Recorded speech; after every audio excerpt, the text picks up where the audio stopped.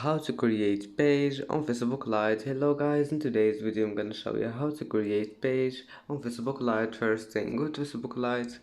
Here you will find these three lines, click on it and go down until you find the pages. Click on it and then click create. Now just click get started, then type any name you want here and then click next and select categories and next. And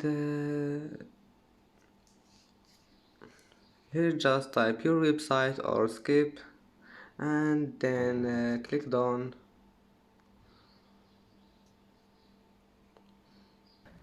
And that's it for today's video. If you like this video, please don't forget like and don't forget subscribe, and thank you for watching this video until the end, and see you in the next video.